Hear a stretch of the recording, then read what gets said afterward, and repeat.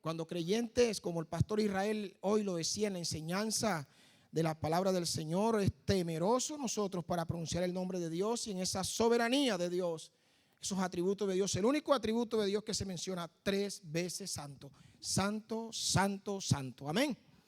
Hermanos, muy buenas noches. Muy buenas noches, mis hermanos. ¿O tarde todavía? Bueno, tarde todavía. Que el Señor les siga bendiciendo a todos mis hermanos.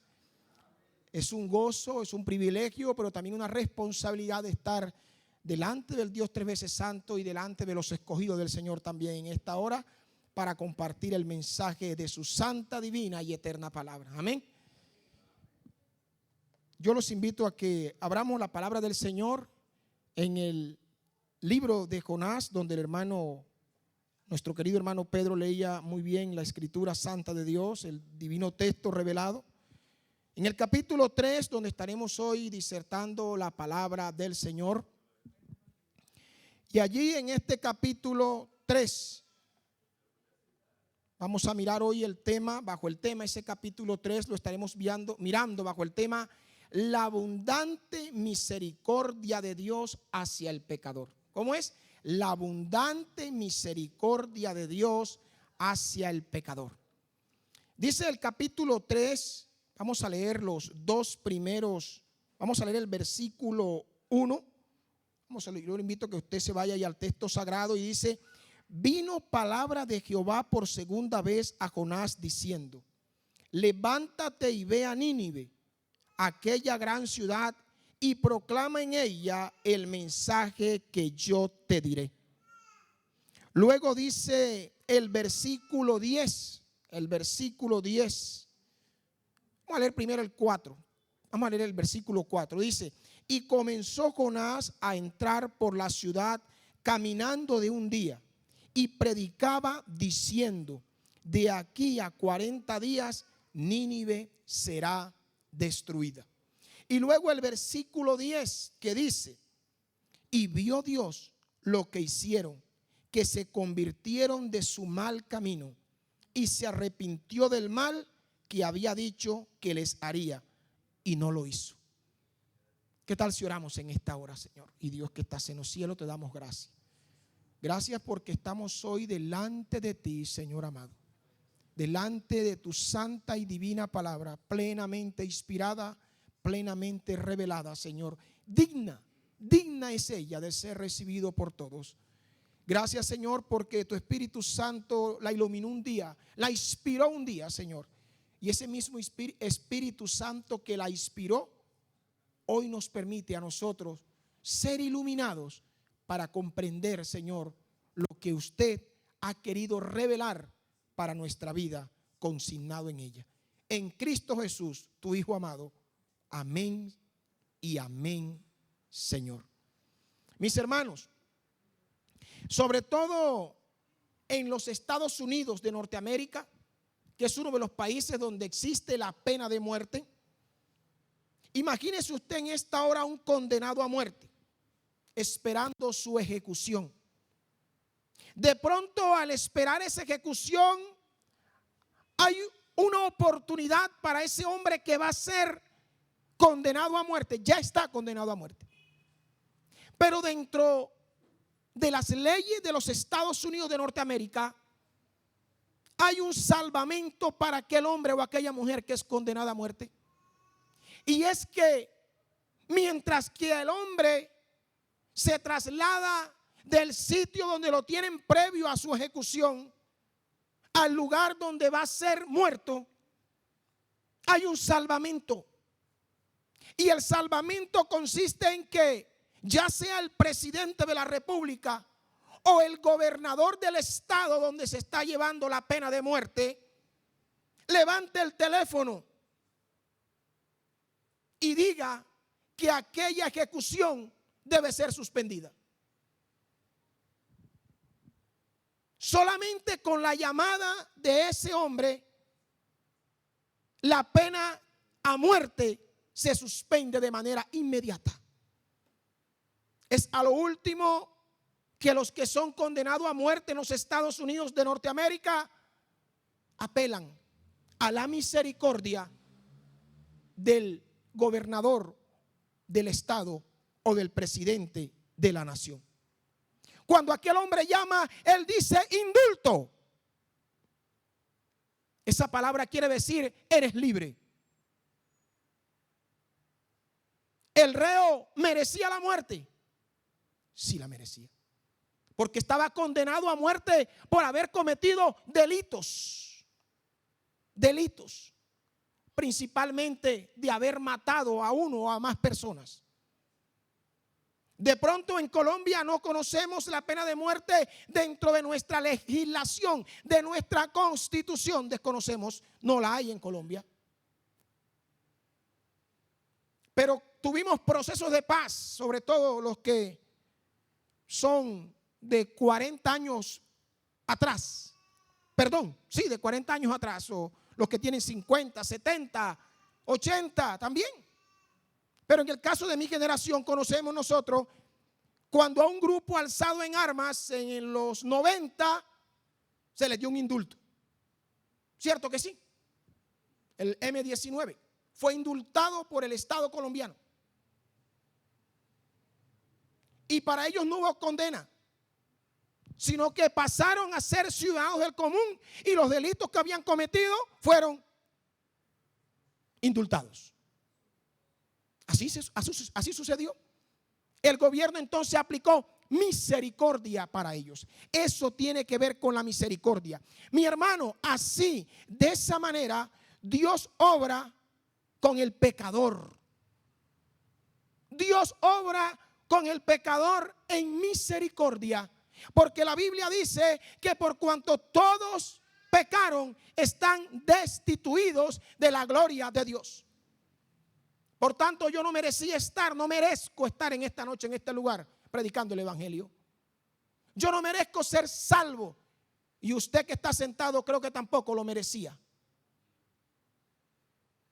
Pero al Dios de toda gracia y el Dios de misericordia le plació salvarlo a usted y salvarme a mí.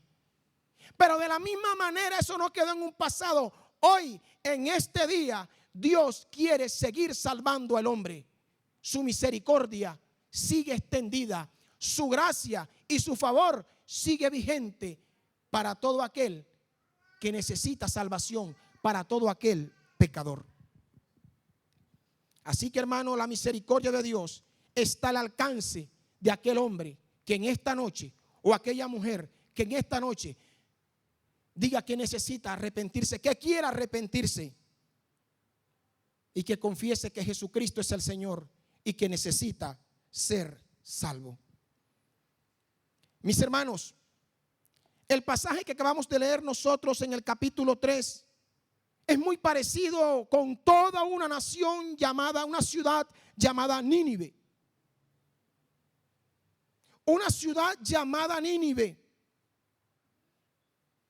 Y Dios en esta palabra, en este pasaje mejor de la palabra del Señor, mirando un poco el contexto del capítulo 2 y del capítulo 1, Dios le ordena a un hombre, a un profeta, a un siervo de Dios llamado Jonás, le ordena predicar a Nínive, pero él huye. Eso lo vemos en el capítulo 1 y el capítulo 2, de que él se va huyendo y él rehúsa hacer lo que Dios le ordenó hacer. Pero como él rehúsa hacerlo, es disciplinado por Dios y Dios lo mete en el vientre de un gran pez. Luego Jonás es vomitado por ese pez, se arrepiente de lo que había hecho allí, se humilla delante de Dios y hace la obra de Dios, no de la mejor manera, no como Dios quería que lo hiciera en misericordia, digámoslo que a regañadientes, pero Jonás lo hace y eso lo encontramos en el capítulo que nosotros acabamos de leer. Y luego el capítulo 4, este hombre, después que Dios hace la obra de misericordia para con los ninivitas, este hombre se enoja con Dios, se enoja porque Dios perdonó a los ninivitas. Mis hermanos, en el contexto cultural de lo que tiene que ver, mis amados hermanos, con la cultura o con aquella ciudad llamada Nínive. Quiero que preste un poco de atención porque esto es clave para mirar los puntos que vamos a estar en esta hora de la noche tratando. Y es que Nínive era una ciudad importantísima en aquellos tiempos. Nínive era la capital de los asirios. Nínive merecía el calificativo de ciudad sanguinaria que le había puesto el profeta Nahum allá en el capítulo 3, en el versículo 1. Nahum dijo que eran sanguinarios. Y cuando investigamos sobre esta ciudad Nínive, sobre los ninivitas, a través de la historia, fue un pueblo que guerreó contra las naciones vecinas. Fue un mal vecino. Y yo creo que si una persona es mal vecina, creo que eso dice mucho, ¿verdad que sí? De lo malo que puede ser mal vecino. Es un calificativo muy feo, porque siempre con alguien usted dice, no, es un buen vecino.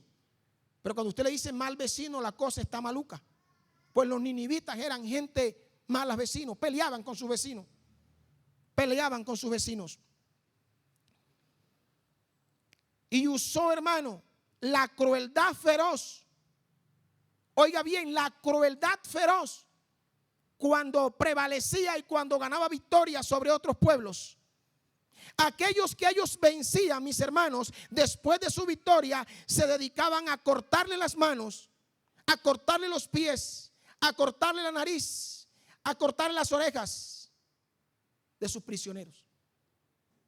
Eso hacían los ninivitas.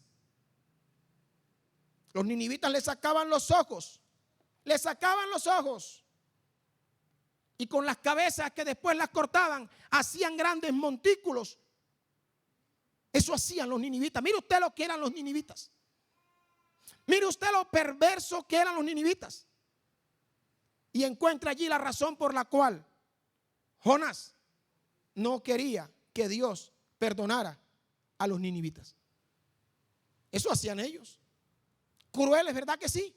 Despiadados. Hombres malignos. Hombres perversos. Eso lo puede usted encontrar allí. Eso está muy bien ilustrado en los que les gusta entrar allá al Nuevo Diccionario Bíblico para que digan, uy, ¿dónde sacó ese hermano Ramón? Váyase al Nuevo Diccionario Bíblico Ilustrado, que ahí lo va a encontrar perfectamente.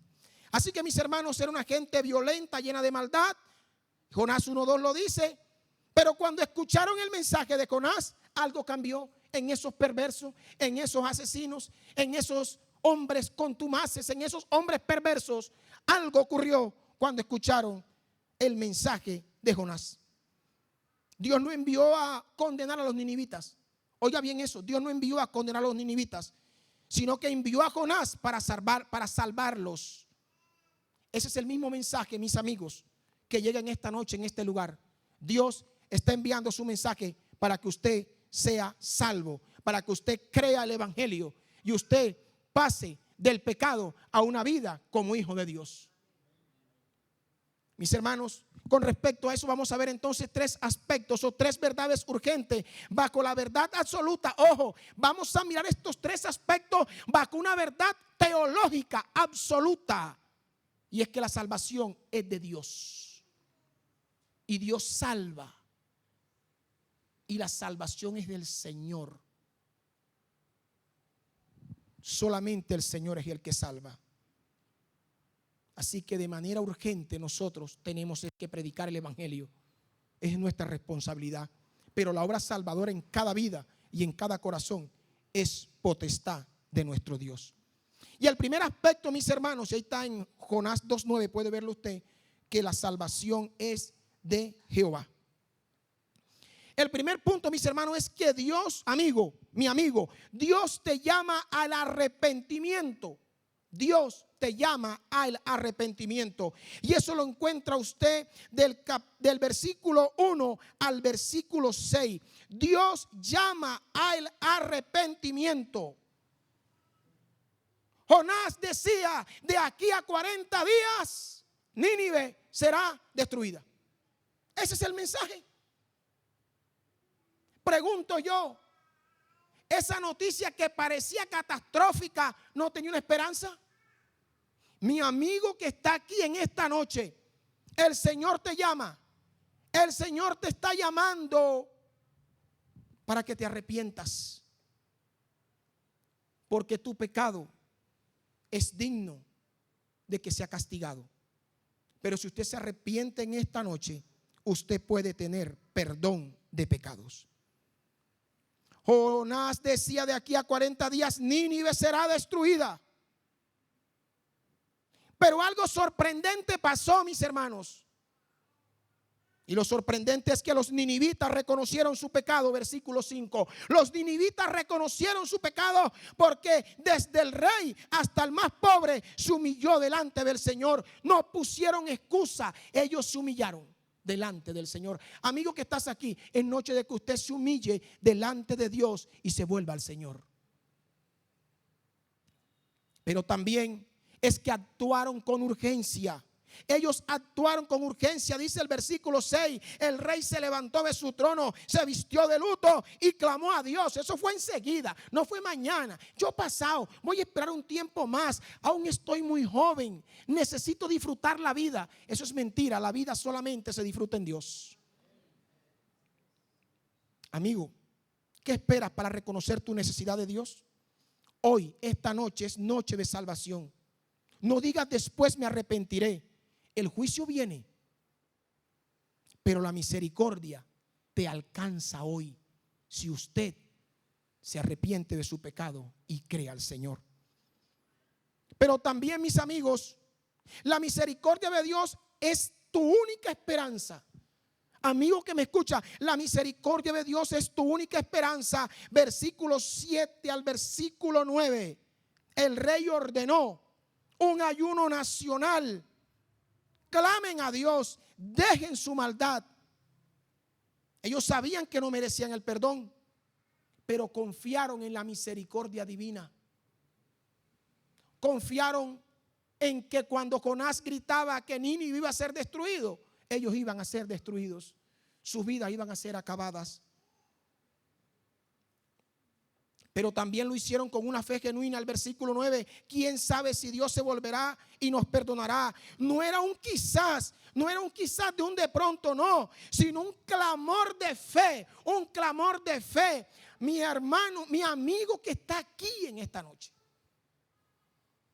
la única forma de ser salvo es depositando la fe en Cristo Jesús. La Biblia, el Nuevo Testamento está lleno de cree en el Señor Jesucristo, cree en el Señor Jesucristo por la fe.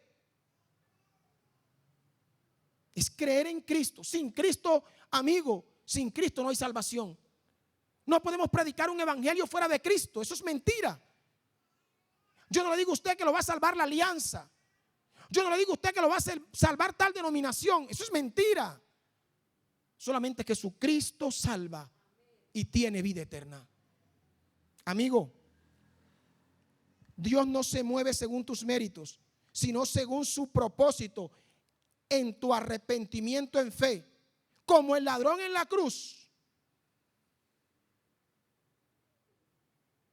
Que tu pasado, que el pecado que estás viviendo no sea el impedimento para que usted se acerque hoy, sino que usted diga: Señor, perdóname, como hizo el ladrón en la cruz.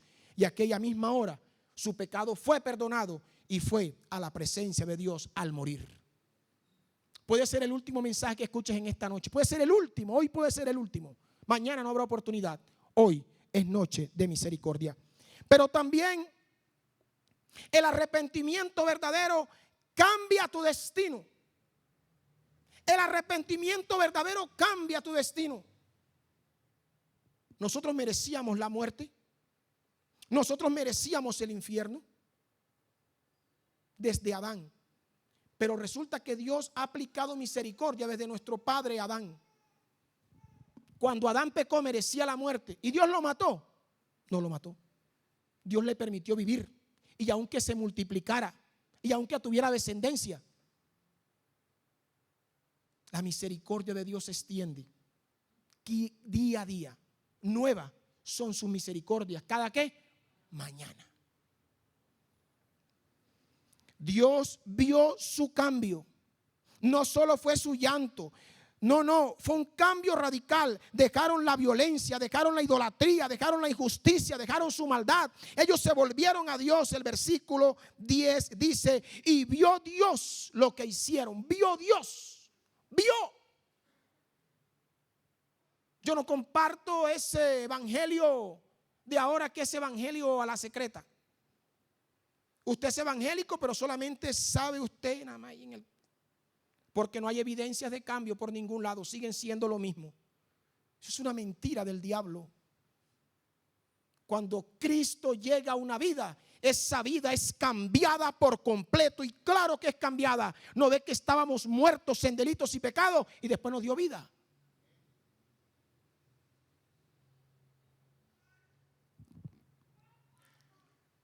Dios vio ese cambio en ellos y Dios les mostró misericordia. El versículo 10 en la parte B dice: y se arrepintió del mal que había dicho que les haría, y no lo hizo. La misericordia de Dios se extendió para los ninivitas, como en esta noche se extiende para usted y para mí. Y para usted, mi amigo, si le recibe como su Señor y Salvador. Amigo, ¿estás dispuesto a dejar lo que ofende a Dios? ¿Estás dispuesto? Él no quiere reformas superficiales, sino un corazón nuevo, como dice en Ezequiel 36, 26, que nos dé un corazón nuevo. Si Nínive, aquella gente perversa y maligna, pudo cambiar, amigo, usted también puede cambiar, porque no lo va a hacer solo, sino que Dios va a estar con usted para ayudarlo. Nínive era culpable, pero Dios mostró perdón y misericordia. En esta noche, mi amigo, si usted acepta a Cristo, la sangre de Jesucristo tiene poder para aplicarle misericordia, limpiarle de su pecado y hacerlo una nueva criatura. Yo hago una invitación a los amigos que nos acompañan en esta noche. La misericordia de Dios se extiende para su vida. La misericordia de Dios se extiende. Si usted la acepta en esta noche, usted puede ser salvo. Oremos al Señor. Amigo, yo hago la invitación y dejo una invitación en esta noche.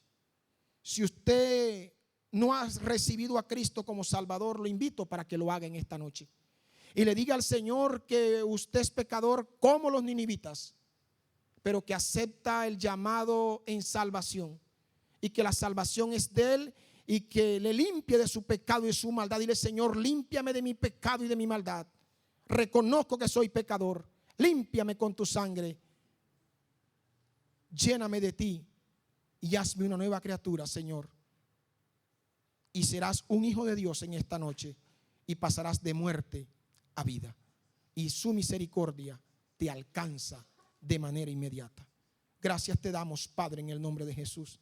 Tu misericordia, Señor, sobre nuestra vida. Gracias por tu bondad y gracias por salvarnos. En Cristo Jesús, Señor nuestro. Amén y amén.